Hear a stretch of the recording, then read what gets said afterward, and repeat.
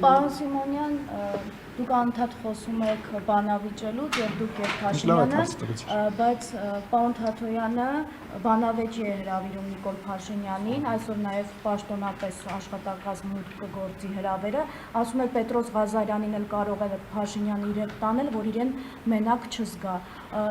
Վախենում եք Թաթոյանի հետ բանավեճից։ Շատ, գիշերները չենք քնում, գիշերները զանգվում ենք, ասում ենք դու էլ քնած չես, ասում հա ես էլ քնած չեմ, Թաթոյանի հարցազրույց։ Ինչն է խնդիրը։ Դե մի քիչ աբսուրդ է, հիմա ես էլ Այսինքն հարմար է այնպիսի մարդկանց հետ բանավիճել, որ օրինակ հիշեցնեն Թալան, հիշեցնեն։ Բայց սպասի մի րոպե։ Նախ այդ բանավեճը սենց տնես տեղի է ունենալու, եթե պարոն Թաթոյանը մասնակցելու ընտրությունների։ Այսինքն այդ fake օրակարգը, fake այդ որ դուք գաք կամ ինչ-որ մի լրագրող գասի կամ ինքասի իզնից վախենում են, դա անկեղծ fake խոսակցություն է, որովհետև վերջ դե պատասխանեմ, որ թույլ տաս չեմ տալիս կպատասխանեմ։ Գոյություն ունի օրենքով ամրագրված բանավեճի ինստիտուտ, որը տեղի է ունենալու ընտրություններից մի քանի օր առաջ։ Խնդիրը նաև կայանում է կարգավիճակների մեջ Հայաստանի Հանրապետության գործող վարչապետը պետք է ով էլ դա լինի, պետք է բոլոր այն քաղաքական նորաստեղծ ուժերի ղեկավարներին, ովքեր ասում են ես պատրաստ եմ քո հետ բանավիճեմ, գնամ բանավիճելու, ասենք, տենց օրինակ այսօր Թաթոյանը կառաջարկի վաղը, չգիտեմ, նա ինչ-որ երկու հոգանոց կուսակցություն կառաջարկի, չգիտեմ, մյուսօր այն մյուսը կառաջարկի, այսինքն պետքա տրամաբանություն, հիմա ես էլ Տրամպին կանչեմ բանավեճի, հիմա ինչ ասում, կամ Պուտինին կանչեմ բանավեճի։ Համեմատելի չէ, դուք Փաշինյանին։ Համեմատելի է, որովհետև Նիկոլ Փաշինյանը ի տարբերություն Արման Թաթոյանի, որը որ մի պետական պաշտոն ունեցել Սերժ Սարգսյանի կողմից, ինքը նշանակվել է մարդու իրավունքների պաշտպան, Նիկոլ Փաշինյանը Անի ջան, ուզում ես եկել եմ քո մոտ հարցազրույցի, ես ասեմ, հետո դու ասա, ես ասեմ, հետո դու ասա։ Հիմա իմ հերթն է, պայմանավորեցինք։ Երբ որ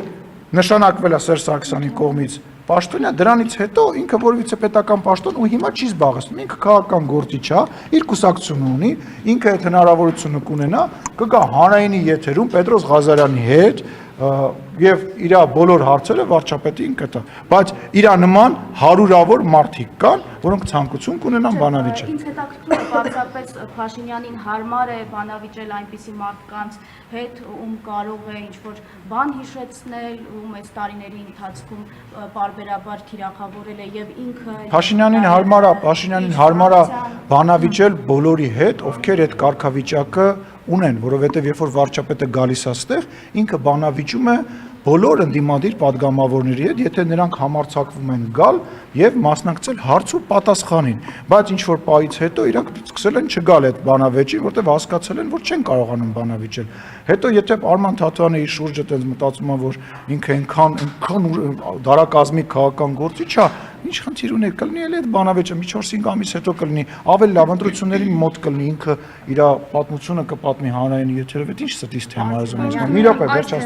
վերջ մի րոպե։ Ես ինձ թվաց իմ բանավեճի մասին եք ասում, ինձ թվաց այն իմ առաջարկի մասին եք ասում, որ ես առաջարկել էի ընդդիմադիր հեռուստաալիքներից որևիցե մեկի տաղավարում, հիմա ես կանադա էդ եմ անում, էլի, բանի ջան, իմ գործը թողած քո գործն էլ եմ անում, թող անեմ միջև վերջպես։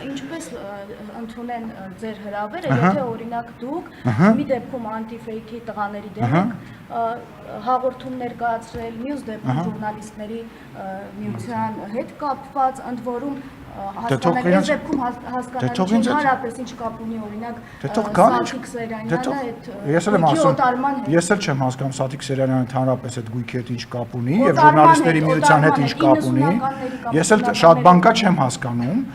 ինչ կապ ունի Սաթիկ Սերյանյանը ընդհանրապես ժուրնալիստիկայի հետ, ժուրնալիստների միության հետ։ Դա կարևորը մենք ենք հասկանում։ Դե լավ է, որ դուք, ես վստահ չեմ, որ մնացած գործընկերները, ինչպես նաեւ դուք հասկանում եք, այս սրա համար պետք է Սաթիկ Սերյանյանը համարձակություն ունենա, հա, Արմինե Օհանյանը համարձակություն ունենա,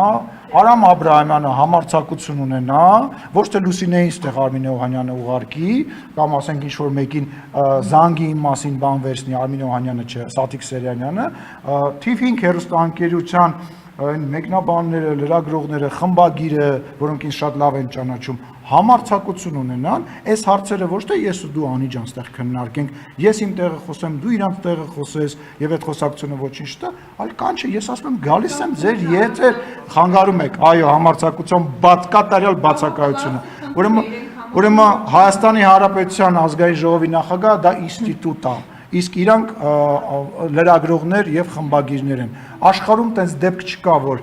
գործող իշխանության ներկայացուցիչները իմիջիալից այն երկրում, որտեղ որ խոսում են խոսքի ազատություն, բան, սահմանափակում եւ այլը, հա, տենց, հա, կանչեք, տարեք իշխանության ներկայացուցիչին, հանրությանը ցույց տվեք, որ այս իշխանավորը ճիշտ չի խոսում, որ իշխանավորը վատ է, որ այն հարցերը, որոնք որ դուք տալիս եք,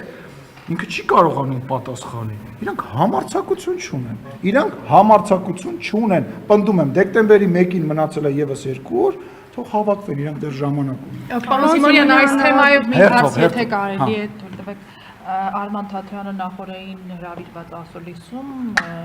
անդրադառնալով ձեզ իշխանությունից զրկելուն ասել է, եթե նախկին նախագահները որոշեն մասնակցել 2026-ի արժանապատվություններին դրա պայքարին, ապա իր մոտ հարց է առաջանում, նրանք իսկապես ուզում են, որ Նիկոլ Փաշինյանը հեռանա պաշտոնից, թե այստեղ այլ նպատակներ ու հարցեր կան։ Նաև հավելել է, նախկին նախագահների չմասնակցության պարագայում, տեսեք, մենք մեր թիմը ինչպես միավորված Փաշինյանին կհեռացնենք։ Ես ինչ-որ մասով համակարծիք եմ պարոն Թաթյանի հետ,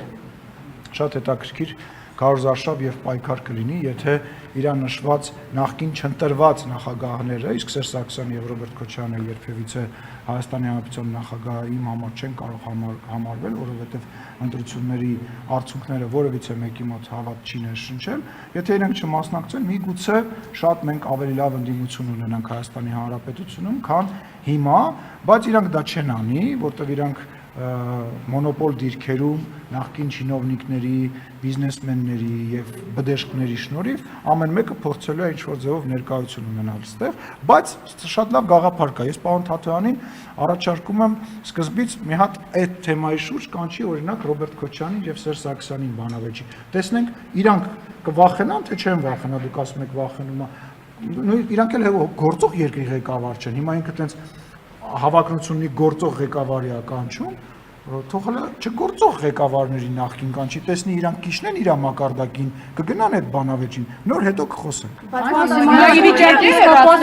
Իսկ ես չլսեցի ով հարց տալիս։ Հեռացնել ձեզ, եթե նախկին նախագահները։ Լսեք,